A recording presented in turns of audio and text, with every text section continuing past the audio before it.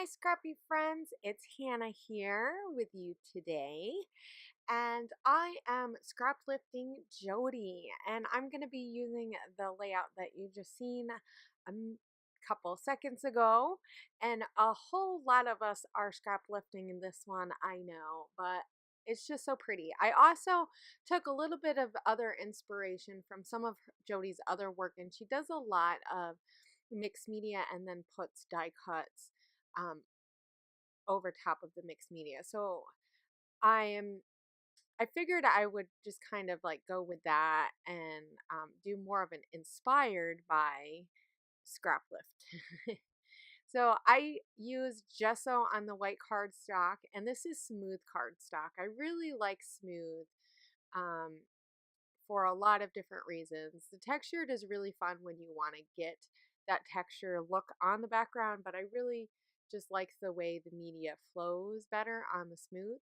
I added white gesso, and then I also put down those gelatos. So I am using a blue gelato, which is blueberry metallic, and I also use mint metallic, which is kind of teal looking. It's a little less mint in my opinion. I also am going to use some of these Shimmerz paints as well. And I really just wanted to bump up the blue and teal. And that darker one, it looks blue, but when you start using it around on the paper, it actually has a lot more green in it than it looks. Well, and also I think it mixed in with some of the mint that I had on my page. Now, because I use gesso and because of the gelatos that I smooth, as you've seen, I really, really smooth them into the paper because otherwise I find that that it leaves more of a residue if you don't blend it in and it just looks a little bit better. Um, and I really wanted to give this a watercolor look, but I didn't just want to slap on water on it, so that's why I'm using this Shimmerz watercolors. And both of these are the creamies. So this one's a little bit lighter. It's more of a blue color, and I really like it with the blueberry. So it kind of made a little bit more of a different blue, like an icier blue. So it's definitely a lot lighter. And I'm just going to go through and just add watercolor to this. I'm trying to stay in that diagonal look, but I'm not really being too picky about where the water's going. In a minute, I'm going to pick this up and just kind of move it around. I'm really just letting the product do what it does.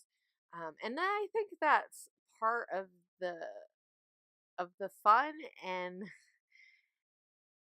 the learning curve when you do media is that it just does what it does, right? So the more and more you play with it, the more and more you learn.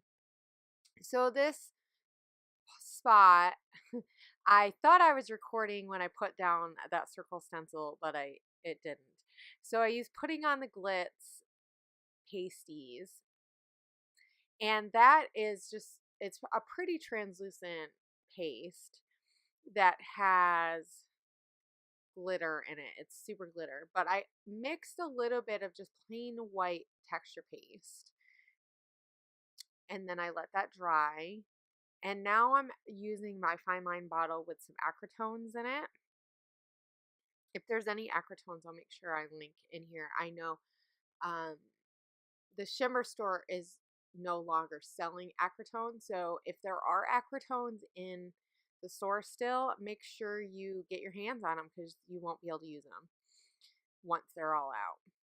And I really like this with, it really helps add just some kind of interest to the page. I felt like it was just, I didn't know, it needed something, right? So just doing a whole bunch of dots, but my fine liner bottle kept getting clogged, so that is why you really didn't see me do most of it, because it kept clogging.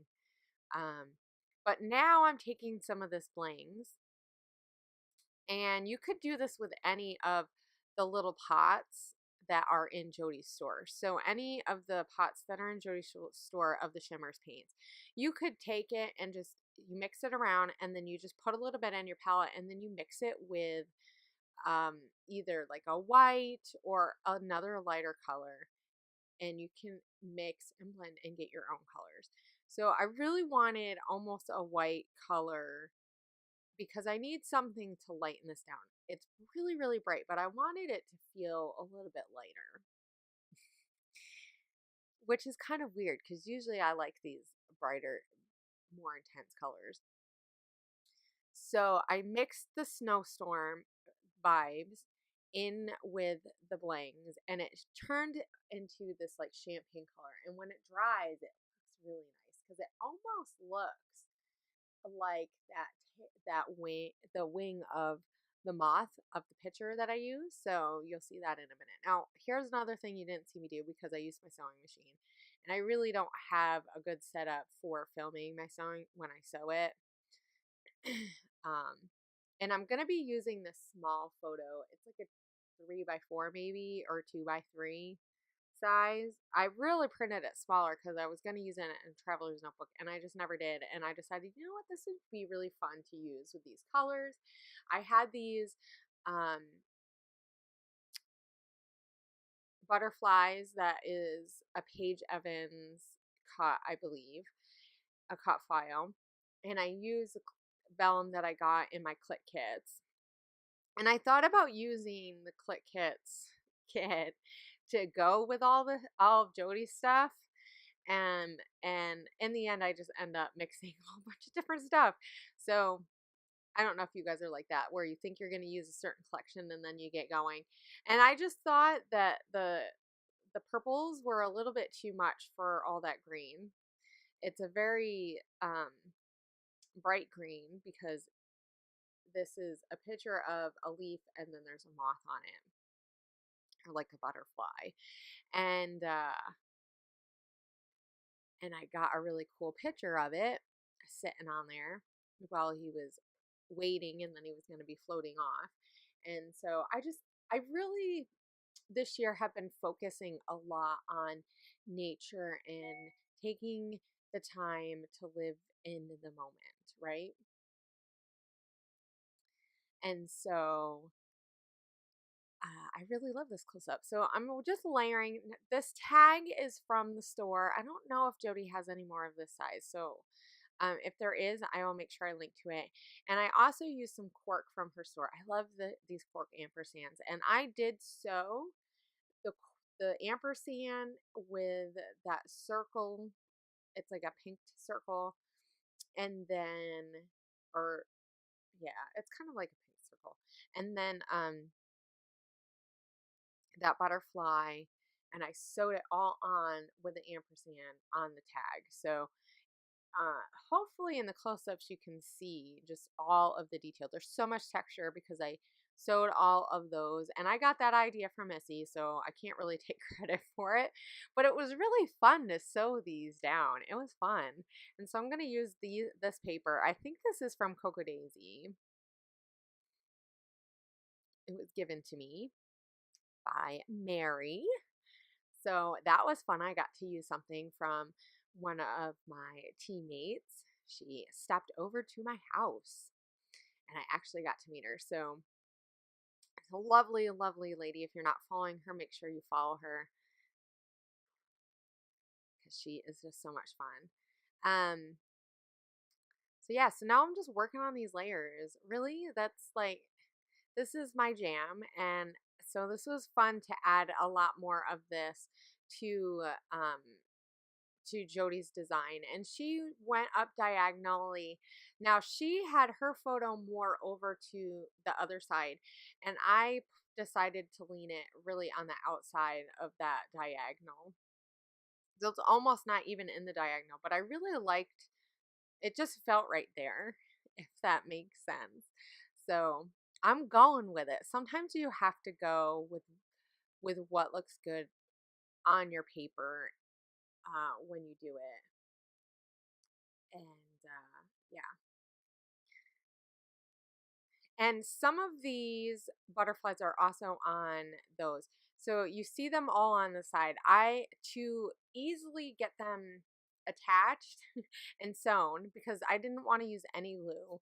I really, really try not to use any glue when I'm sewing because it really gunks up your machine and stuff. And I've had some bad luck with it, with my machine gunking up. Probably because my machine is not a really expensive one.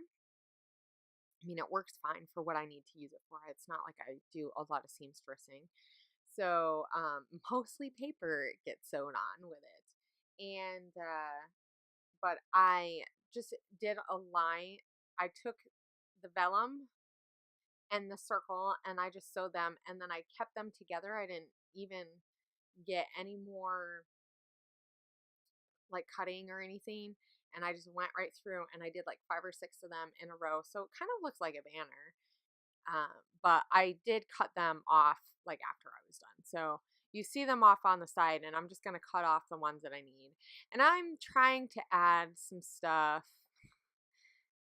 I really played around with this. I really love the texture of those wooden butterflies. I have no idea where they're from, but I really love the texture that it added.